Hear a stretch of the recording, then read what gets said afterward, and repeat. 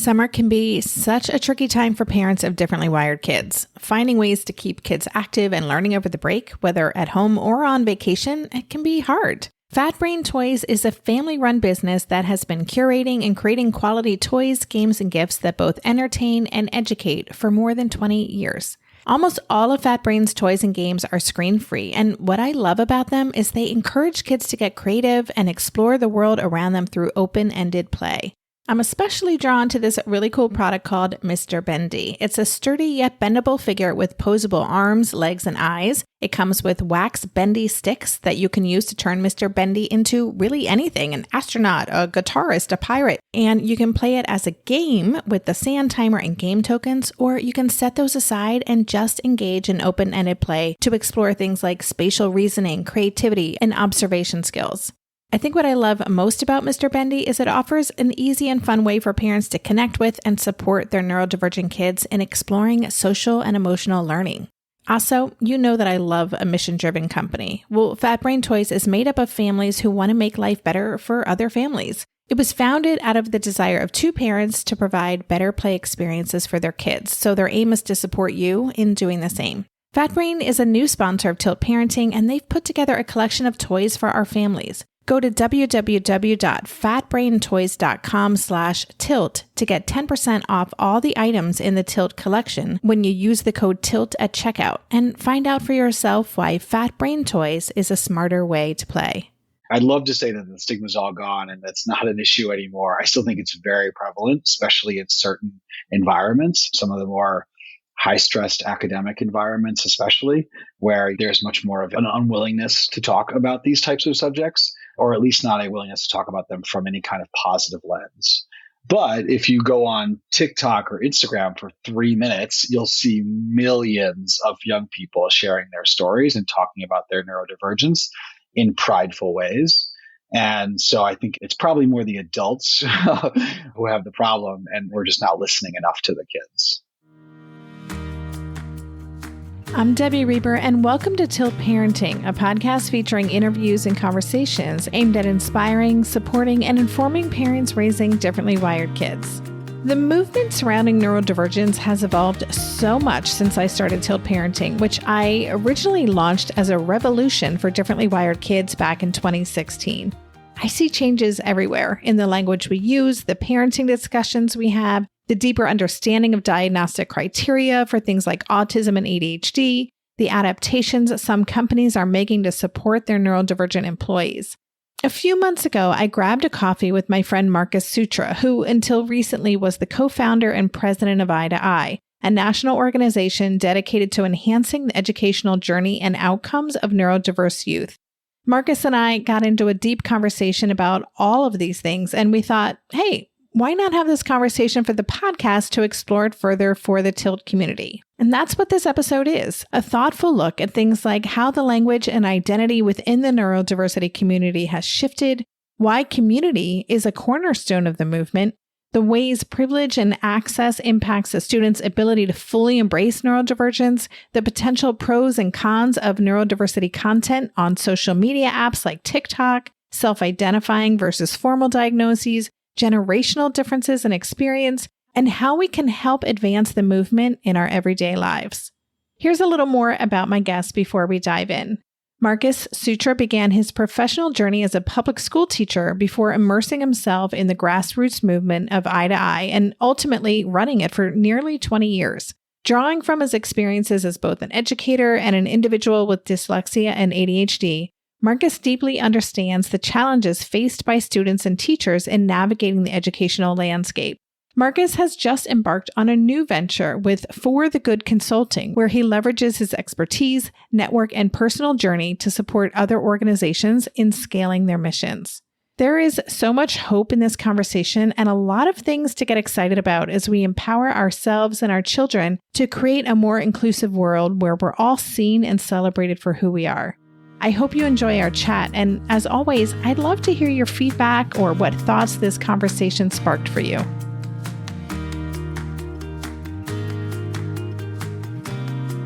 Hey, Marcus, welcome back to the podcast. Thank you for having me. I'm excited to be here. Yeah, it's been a couple years. I'm excited because we are going to have kind of a general conversation about the state of the neurodiversity movement. You've been in this space for a really long time, and I'm very curious to see what we get into today. But as a way of introducing yourself, I read your bio already, but could you tell us a little bit more about your why in the world and what you're up to these days? Yeah, sure. Thank you so much for having me. I love returning champion. I'm excited today, but it's so great to be with you and have this conversation. Yeah. So myself, I'm neurodivergent. I'm dyslexic. I have ADHD. It's been a part of my identity since I was a very young person. I've been the president and co-founder of Eye for almost the last 20 years. We're an organization that supports the neurodiverse community in various ways. And I think my why has always been about building community for neurodiverse individuals, especially young people. And I've just seen the power that a group of individuals, especially those that are invisible in so many ways, when they're brought together and have a community, that they can make their lives better for themselves and can change the world for their fellow neurodivergent people around them and their allies. So I think that's really why I show up to this work every single day, and it's what's driven me for the last 20 plus years. Yeah. I love that word community. Obviously, Tilt Parenting, I really launched as a community. That was kind of one of the core foundational aspects of what Tilt's about. I was mentioning before I hit record, I interviewed Dr. Mal Hauser this morning, who runs this incredible organization in Vermont called All Brains Belong. And she's supporting neurodivergent people in accessing affirming healthcare. But it's all about community. Community is such a cornerstone of this work that we're doing. So I just love that that has even come up as a theme as we get started. I was just thinking before we talked, the very first time that we met, I think in person, was at a book event for Differently Wired at the Barnes & Noble on the Upper East Side, right? You, me, Scott Barry Kaufman, we had a really interesting facilitated conversation about neurodivergence. I have to just say that was 2018, 6 years ago. I already want to edit the heck out of that book. Like I look at that book and I'm like, it's changed so much. The language has changed. There are concepts that I now feel are integral to neurodivergence that weren't even being discussed, that I wasn't aware of. And you just mentioned you've been doing this work for 20 years with Eye to Eye. So I'd love if you could talk a little bit about your reflections over the past 20 years of doing this work, how you've seen things change. Yeah, no, it's really been amazing. I think language is one of the most key indicators of the change, right? And change not only in the way neurodivergent individuals talk about themselves, but the way the world talks about us. And I think those sometimes are usually we have our own language first, and then the rest of the world starts to say it back to us. And so when I first started off in this work, and Eye to Eye's as an organization, its programming reflected this too. When we started off, it was really all students who identified, and we really would have used the word diagnosed much more often back then, was dyslexia and ADHD. That was the primary diagnosis that people were coming to Eye with, and most of what the students we were working with and how they spoke about themselves. And then we started seeing this language around learning differences kind of coming into the space and the way people were talking about it. And I remember there was a lot of debate, learning disability, learning difference within our community, and whether or not what those words meant. And some people were mad about the loss of the word disability because that was the rights and the accommodations that allowed students like myself to be successful in school. But a difference was a better way of framing it and explaining it and understanding it for the people around us. And so I remember having a lot of conflict within our community around which word better suited for Eye to Eye at the movement at the time. So we didn't pick a side. I remember at the time we were like, you decide how you want to be identified. You decide how you want to talk about this. And then we saw language around learning and attention issues coming out. But really in the last, I think, probably since around the time we had that conversation in that Barnes and Noble, neurodiversity and neurodivergence started to become the language that people were using. I know that phrase was coined by Judy Singer about 15 years ago now, and really started off in the autism community, but now has become this umbrella term where people with dyslexia and ADHD, anxiety, autism, who are using that term to identify and to explain themselves and how they operate in the world. And I think that is something that's most exciting right now within the movement, is that there is this kind of coming together and this larger tent or umbrella of these people who have maybe very, very different experiences in their day to day and how their disability or their difference affects them. But we all kind of want the same thing. We all want to be seen. We all want to be heard. We want to be valued. We all want our rights. We all want to be active participants in society and be successful. And we want others to love across difference, see us for who we are, our gifts. And I think that's common throughout the entire community. And I just see that kind of coalescing happening, which is really exciting. Yeah, I couldn't agree more. And I think when I launched Tilt, I used the language of differently wired, which I still use. But really, what I was trying to do through that is say, we're all in this together and we have these common experiences. And I wanted a term that was more positive or didn't at least have negative or medicalized connotations.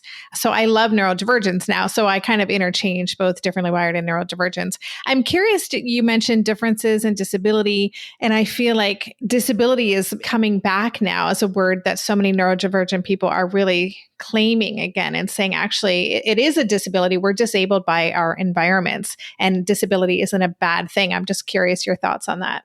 Yeah, I completely agree. I mean, if we go back in time, you and I get in DeLorean and hang out with Marcus in sixth grade, I was definitely disabled in that environment. That was not a difference. I couldn't read. I couldn't sit still. I was getting in trouble. I was getting my peers in trouble. I was really struggling. So to call it anything other than a disability, and not be able to allow me to get my rights really kind of undermined the experience that I was having. The environment was the disabling factor in that. That was what was causing my disability, but that's really much better suited for the word for it. And I think that there is an exciting piece around people owning that word in a really incredible way, which when I was in college and first starting out with Eye to Eye, person first language was like the rule. You had to always use person first language. And a lot of people still subscribe to that. But when I talk to the young people at Eye to Eye, they use identity first language and they talk about their disability as part of their identity and aspect of who they are. They don't care about the person first language to the same degree in which we did 10, 15, 20 years ago, because they want to own this as a part of who they are. And so those kinds of shifts, I think, are really fascinating. Yeah. They are. They're really indicative to me. I think of how things are really shifting. I'll just say you're the first person who really used that language of identified instead of diagnosed. And that has stuck with me ever since. And I probably mention you on podcasts every couple of episodes because that's a big difference to be diagnosed versus be identified as having this learning difference or disability. I'm just curious how your own experience of your own neurodivergence has changed over the past 20 years. Yeah, no. And I just turned 40. So I am part of like the millennial generation that was early receiving accommodations and Ritalin and all of those types of ADHD was the big topic of conversation. And back then, and for very, very long, it was always thought of as a diagnosis. That was the only language that I would have approached it with or anybody around me. And then as I became an adult and left that social construction that is school and went out into the world, I realized how it showed up as a part of my identity, because it wasn't just about how I was as a learner. It was about who I was as an individual. And everything from how I order a meal at a restaurant by pointing to the words I don't know how to read out loud, or to like how I communicate and connect with people who've had this similar experience. All of those things are connected to this aspect of my identity. And I think that like I got that lesson from the young people that we worked with. I remember one time a kid, this was probably like 12, 15 years ago, when I was kind of going through that change of going from the diagnosis language to the identified language. And he said to me, I don't read with my eyes, I read with my ears. And he was a young kid with dyslexia. And that was just how he articulated his neurodivergence. And that's how he understood it. It was like, that's just how my brain works. And he was owning it with such pride. And it just made me rethink how I like talked about as opposed to saying like, I have a print disability or I have dyslexia and therefore I need to use audiobooks. He was, hey, I read with my ears. And that was just part of who he was. I love that. I want to talk a little bit more about stigma, but let's take a quick break and we'll do that. There seems to be so much change in the air these days. And of course, back to school is a biggie that most everyone is navigating. New school rhythms, new schedules for things like OT or tutoring or sports or enrichment activities. It can be hard to keep track of it all, especially when we're dealing with some executive function challenges. The mental load of parenting is real. But this school year, there is help. Enter Skylight Calendar. Skylight Calendar is a smart touchscreen calendar and organizer for all your chores, groceries, meals, and to-dos. It automatically syncs Google, Apple, and other digital calendars your family uses and shows them all together in one beautiful touchscreen display. Skylight Calendar is super easy to set up. Seriously, I did it in under 5 minutes. And in addition to syncing with everyone's calendars, you can also add events directly using the touchscreen or with the free Skylight mobile app. And yes, you can color code them, which truly makes my heart sing. Beyond the calendar, it's got those optional features like a chore chart complete with emoji celebrations when a task is checked off. There's the dinner planning, grocery list, to-do list, daily weather display, and weather forecast based on the address of your events. It's pretty much a lovely digital command central for the whole family. The bonus, when the calendar is not in use, you can turn it into a digital picture frame. As a special limited time offer for our listeners, get $40 off your purchase of a Skylight calendar when you go to skylightcal.com/tilt. That's SKYLIGHTCAL.com/tilt. Ryan Reynolds here for, I guess, my 100th Mint commercial. No, don't. I mean, honestly, when I started this, I thought I only have to do like 4 of these. I mean, it's unlimited premium wireless for $15 a month. How are there still people paying 2 or 3 times that much? I'm sorry, I shouldn't be victim blaming here. Give it a try at mintmobile.com/save. Whenever you're ready. $45 upfront payment equivalent to $15 per month. New customers on first 3-month plan only. Taxes and fees extra. Speed slower above 40 gigabytes. See details. Hi, and welcome to IKEA. How can I help? Oh, my schedule is crazy. I just want some me time. Maybe it's time to embrace the joy of staying in. With comfortable beds, pillow and decor, mood lighting, and so much more, you can turn your bedroom into the place to be. Oh, sounds like a dream. We've got you. Visit us in-store or at ikea-usa.com/sleep to create your dream bedroom today.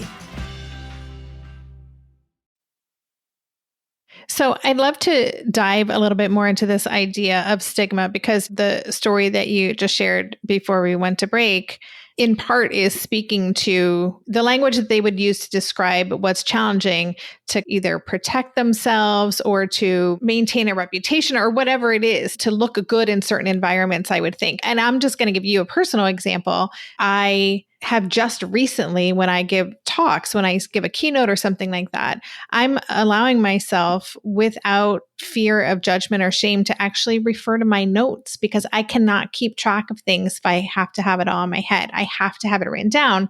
I used to make that mean that I shouldn't be doing this. I'm not good enough. If I was a better speaker, I'd be off my note. Like, I had all of these stories. And now I just tell people when I start, just so you know, I'm accommodating myself, because I will lose track if I don't have this in front of me. So that, to me, is kind of saying, I don't care about the stigma of whatever. I'm just kind of leaning into who I am and what I need. I'd love to know what you see in the way that stigma has evolved. Do you feel like there's less stigma? Do kids just decide it doesn't matter what other people think? Are they just ignoring that? Are they defying it? Yeah, no, I mean, I think the identity aspect of it has played a lot into the way young people view the stigma, and I think that, like, those that are the way you were just like sharing, this is an aspect of who I am, this is how I learn, or I read with my ears, or whatever it might be, you're incorporating your difference or neurodivergence into your identity as a part of who you are, and you're sharing it out. You can share it out in the context of a formal label, right? And say, like, this is how I identify, or you can just say, this is how I learn best. This is how I receive information. This is how and can be successful. And I think that the gift of being an ND individual is that you're kind of on a constant exploration of that, more so, I think, than other individuals, right? I say, our students are like self-actualized learners. Like, they're always in pursuit of like how they learn, how their brain works. They're thinking about that from a really, really young age, which is something that is kind of the gift of being neurodivergent, because I think a lot of people don't think about how they learn as much as how they think about, I learn so I can get the A. Whereas neurodivergent students constantly have to be thinking about how I can operate within this environment that wasn't designed for me. So I have to learn more about myself in that situation. I'd love to say that the stigma's all gone and that's not an issue anymore. I still think it's very prevalent, especially in certain environments, some of the more high-stressed academic environments, especially, where there's much more of an unwillingness to talk about these types of subjects, or at least not a willingness to talk about them from any kind of positive lens. But if you go on TikTok or Instagram for 3 minutes, you'll see millions of young people sharing their stories and talking about their neurodivergence in prideful ways. And so I think it's probably more the adults who have the problem, and we're just not listening enough to the kids. Yeah, I would agree with that. That was one of my questions. I even noticed this with the parents that I speak with in terms of the generation. So I'm in my mid 50s at this point, and I just said that publicly, but You just ran a half marathon though. So, I did. yeah. Thank you for pointing that out. And listeners, Marcus and I met up. We both ran the Brooklyn Half Marathon and met up on Coney Island with David Flink, which was awesome. And one of the reasons why I created Tilt was because there was so much fear and anxiety about what does this mean? And it was so hard to find good resources. And a lot of my work is helping parents get comfortable with their own internalized ableism or just recognize it and do their own work so that they can unpack any beliefs they might have about neurodivergence so they can really show up for their kids. And I'm starting to notice that younger parents, they're not necessarily grappling with the same fear in that way. They have other fears for sure, other stuff going on that they're trying to figure out and overwhelm and all of that stuff. But I'm just noticing even in the parenting, like you mentioned, a lot of it's our own stuff. The stigma is really a generational thing. And I would totally agree with that. Do you have any experience with that in the families you work with? Yeah, no, definitely. I mean, that literally just jumps to mind. A text message that I received it's Thursday, on Monday of this week, from a friend of mine who's a little bit older than me. He's in his mid 40s. So I would say he's like just on the cusp of Gen X, right? And didn't maybe necessarily grow up with this conversation as much as even I did. And just in those few years made a difference.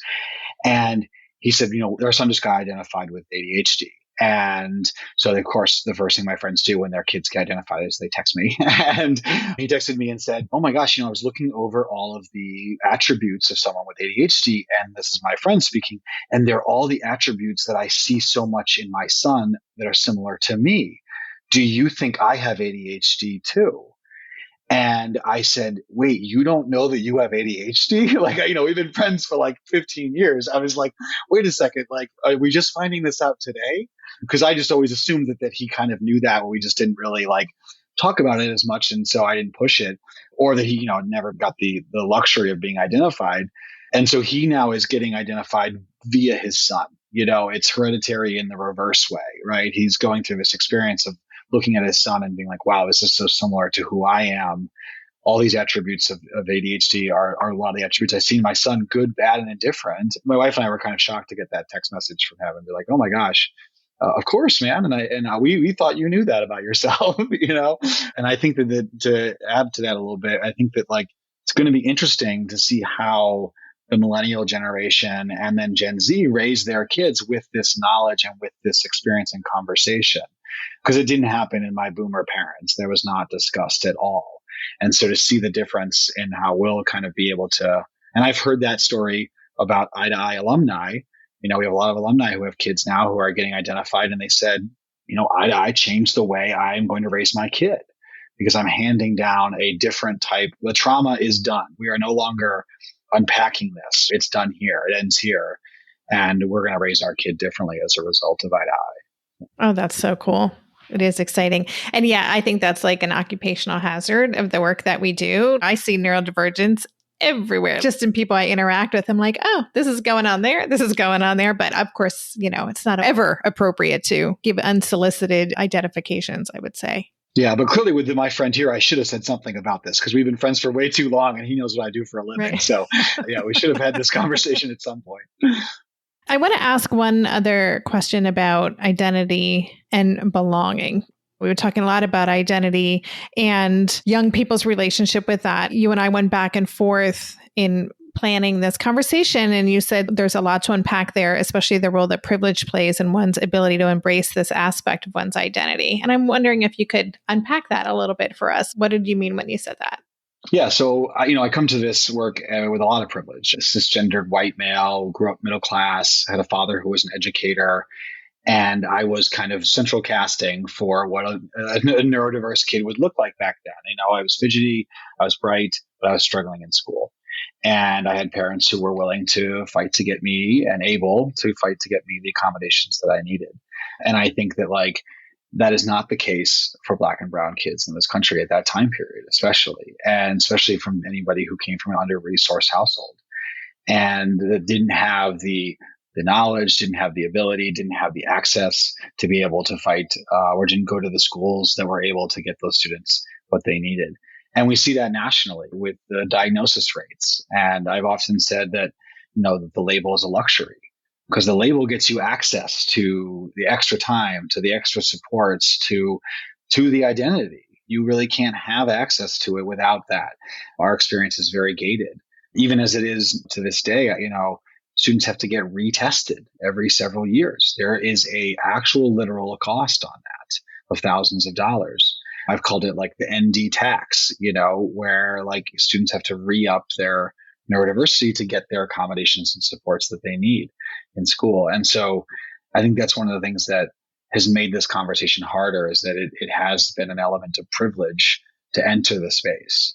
And I think you see that reflected within the field. You see that still to this day with a lot when you go to a conference around this issue, when you go to a talk on these issues, you see a lot of still white parents who are addressing these issues with their kids. And I think that the role of privilege plays a huge factor in that. Yeah, absolutely. And with both ADHD and autism too, like there's such a prevalence of late identification, and that really can take a toll. When they're identified late, they not only don't get those services, but then they also might just build up more and more trauma and negative experiences because of the way they show up being misinterpreted and misunderstood. Yeah. And if you see the same thing with girls, right? Over the years, Eye to Eye has always had girls coming to Eye to Eye to become volunteers, mentors, and leaders in the program who have been identified 17, 18, 19 years old, right at the end of high school. They just experienced their ADHD, their dyslexia, their autism in a different way, and it didn't show up in those earlier ways in the communities they were in, and they didn't get that identification. And there's been lots of studies now that have been done about about girls specifically being identified later in life, because I think we all think of, or used to think of, the fidgety boy that can't sit still, who's also bright. Let's get him some services and supports. And maybe that girl who's staring out the window, who's not being able to focus and pay attention in the same, and showing up in a different way, isn't afforded those same privileges and rights. Yeah, so true. So I want to take a break. And then when we get back, let's talk about where we are today and where we're going in this movement. This episode is brought to you by Vital Farms. Vital Farms is keeping it bullshit-free. Pasture-raised eggs means their hens enjoy outdoor access year-round while foraging on a buffet of local grasses. You can even find the farm name of where the eggs were laid on the side of each carton. Vital Farms knows you'll taste the difference of eggs made with fresh air and sunshine. Look for the black carton at the grocery store and learn more at vitalfarms.com. Hey, Fidelity. How can I remember to invest every month? With the Fidelity app, you can choose a schedule and set up recurring investments in stocks and ETFs. Oh, that sounds easier than I thought. You got this. Yeah, I do. Now, where did I put my keys? You will find them where you left them. Investing involves risk, including risk of loss. Fidelity Brokerage Services, LLC, member NYSE, SIPC. This episode is brought to you by Mug Root Beer. It's 3 p.m. on a Thursday. Too late for a coffee, too early for a beer. So you walk around aimlessly in search of a mysterious third beverage. That's when you hear it. Ooh, ooh. The sound of the dog. The sound of Mug Root Beer. So drink Mug Root Beer if you got that dog in you. In terms of like where we are today, so we've talked about where we've come and what we've noticed over the past 20 years. If we were to look at where we are in this moment as we're recording this, where do you see the biggest leaks in the raft? Where are still the biggest areas of challenge that you see and that you have energy pulling you towards? Wow. Yeah, there's a few things. I mean, I still think that the numbers around students getting identified and getting services is way too low. And I think that there are so many kids out there who are going through school without the supports that they need to be successful. So I think we need to be doing more to invest in early identification for young people so that you're not 17 years old and we're finding out that you're dyslexic or finding out that you're on the spectrum. We need to understand that about young people much earlier on, because that gives you so many opportunities. I think the next thing is really around around the way we tell stories, whether it's telling stories in the media, whether it's how we tell stories to each other. There's not enough stories that share this experience for families to be able to connect with. Often the stories around learning disabilities, neurodivergence are these kind of outlier, huge stories. I used to call them the super speds when I was a kid. It was like, Tom Cruise and Richard Branson and these types of individuals. But I think that what we need more of is the everyday families and people who are living this experience and hearing their stories. And I think that one of the things we've seen in the gay rights movement and the LGBTQ movement has been the power of that. And I think that that's something that has really transformed the way that community has made such strides in that movement. And there's a lot of similarities that I see between the LGBTQ movement and kind of where neurodiversity sits right now. We're just about 20, 25 years behind in terms of the conversation.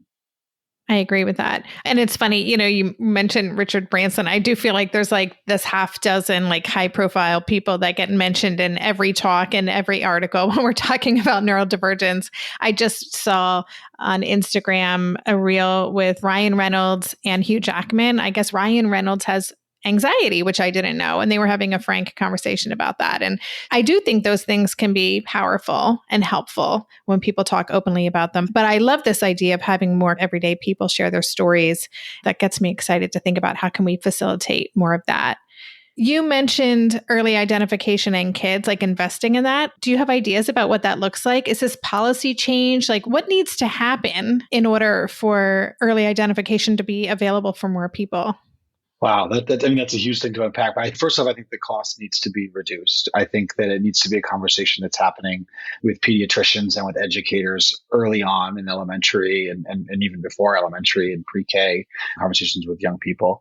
And it needs to be something that the stigma is taken out of, that it's not this scary conversation, but it's something that people can easily access and be able to say, okay, I think there's something going on with my kid. I can easily have that conversation. I can get the advice that I need, and I can get them identified so that we can help understand my child better as a learner and as an individual, and then use that knowledge to help them go through school and be successful. And I think that, we're still dealing with a place where there's a lot of hoops to jump through to get to that place. There's years of putting it off. There's costs associated with it that are just insurmountable for some families. And then there's a stigma that's so associated with it that your child is going to be now labeled as one of those kids. And that's going to carry with them for a very long time and negatively impact them and the rest of their life. It's about access and it's about the stigma.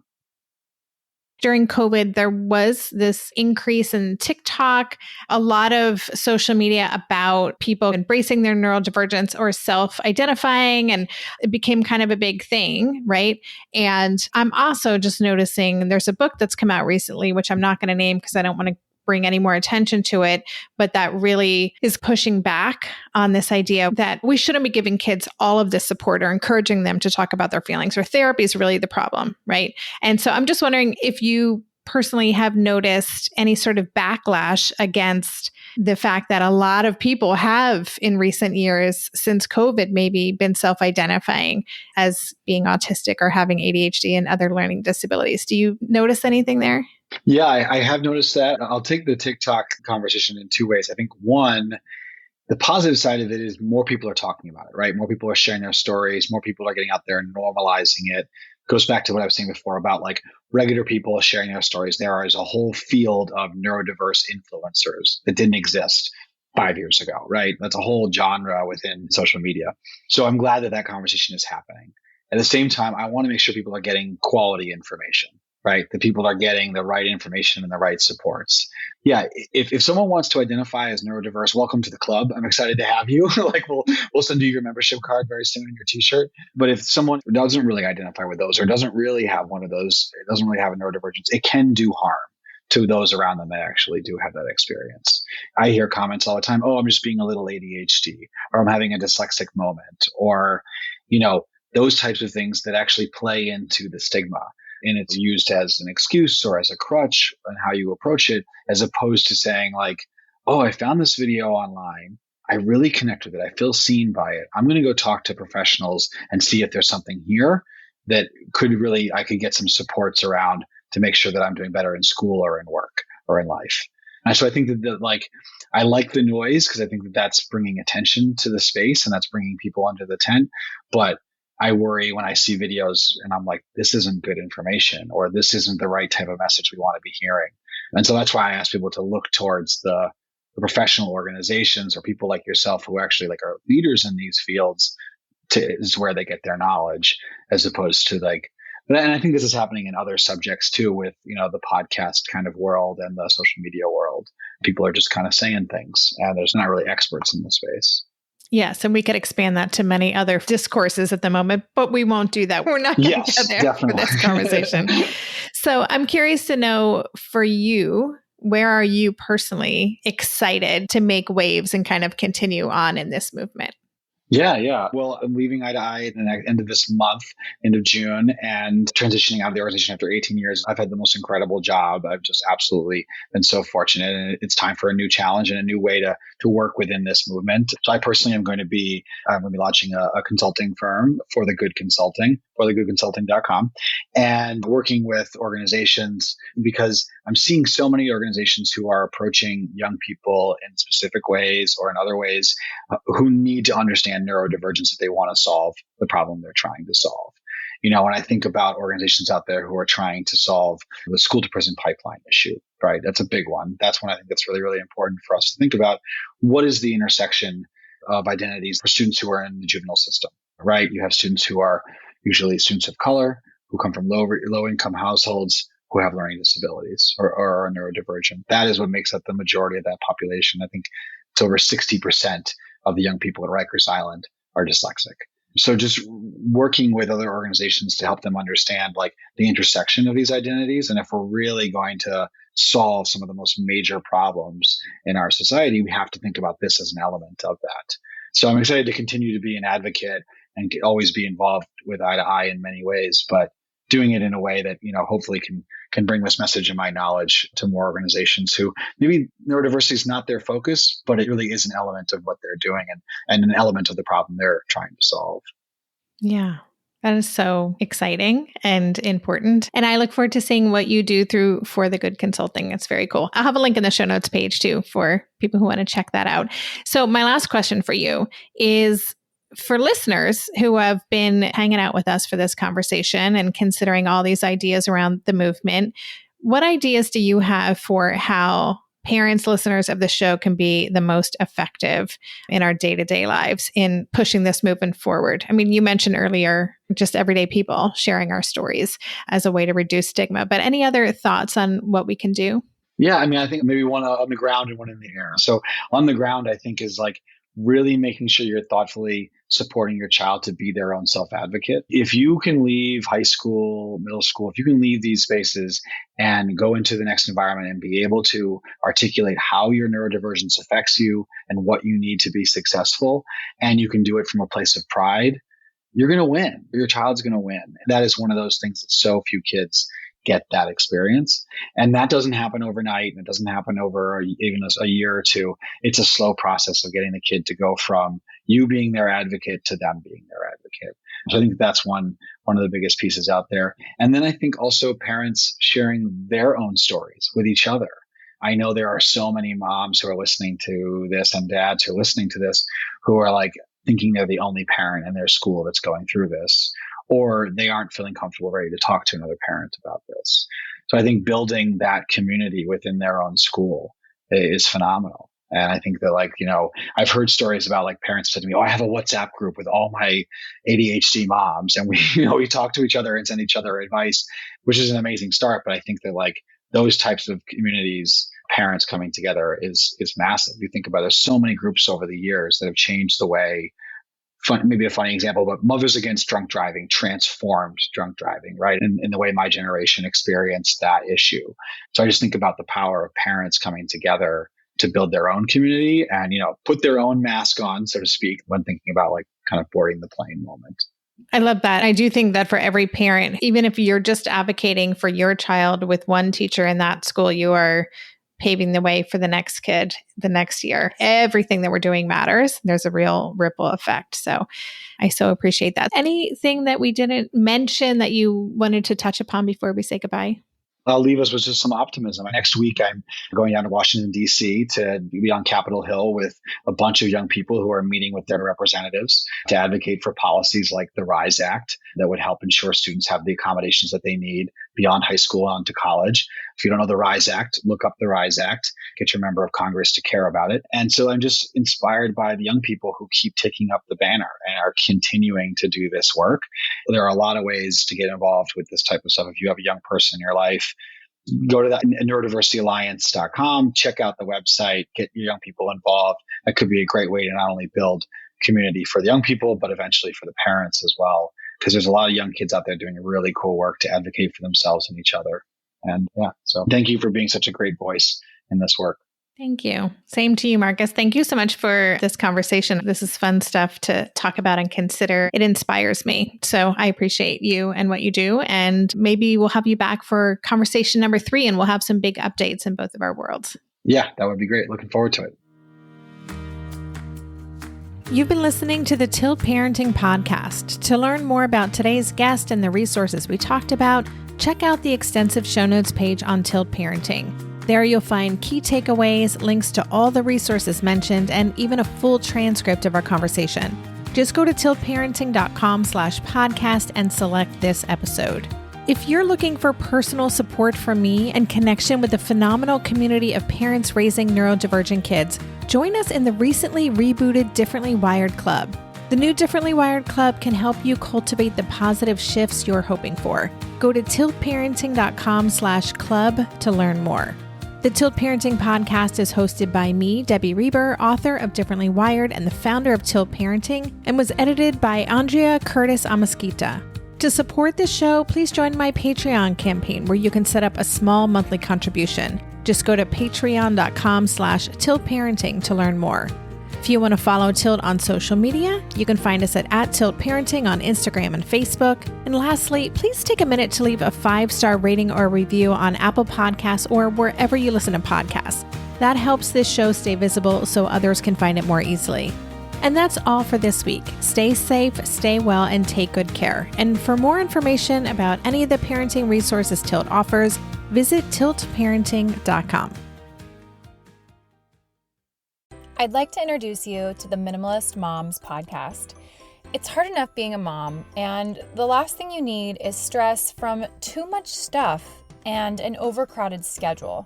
For too long, I lived with the mindset that bigger was better, and the more I added to my life, instead of feeling better, I felt overwhelmed. It was time for a radical new mindset. Less is more. I'm not into extremes. I didn't throw everything away. My brand of minimalism is more about adding than subtracting. Get rid of the excess to make room for what you love. In other words, it's about living life with purpose. I hope you'll listen in, and my guest and myself can inspire you to think more and do with less. The Minimalist Moms podcast, available wherever you listen to podcasts.